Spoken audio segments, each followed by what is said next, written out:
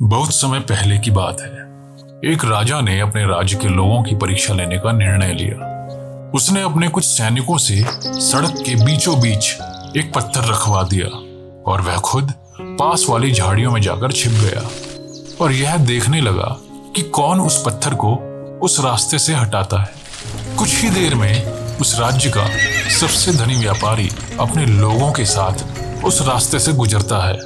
वह रास्ते में पड़े उस पत्थर की तरफ देखता है और फिर आगे निकल जाता है।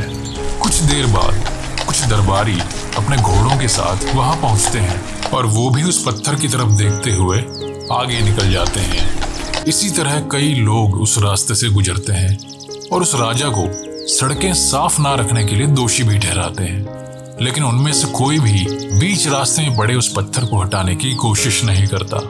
वह राजा चुपचाप ये सब देख रहा होता है। कुछ समय बाद एक किसान अपनी पीठ पर अनाज के भारी बोरे लेकर उस रास्ते से गुजरता है।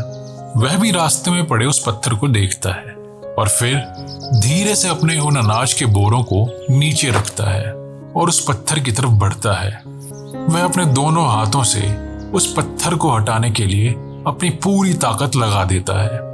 काफी कोशिशों और मेहनत के बाद वह उस पत्थर को रास्ते से हटाने में कामयाब हो जाता है। अब वह जैसे ही आगे बढ़ने के लिए अपने अनाज के बोरे उठाता है, तभी उसकी नजर उस रास्ते में पड़े एक चमकते हुए सुनहरे संदूक पर पड़ती है, जो उस पत्थर के नीचे दबा हुआ होता है।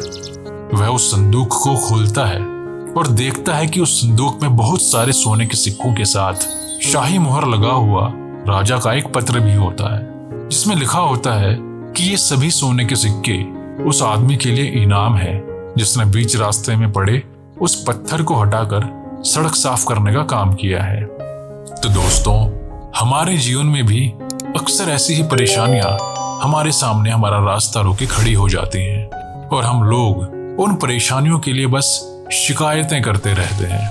तो दोस्तों, अगर आपको भी यह कहानी पसंद आई तो इसे लाइक करना ना भूलें और ऐसी ही रोमांचक कहानियों के लिए हमारे चैनल को सब्सक्राइब कीजिए।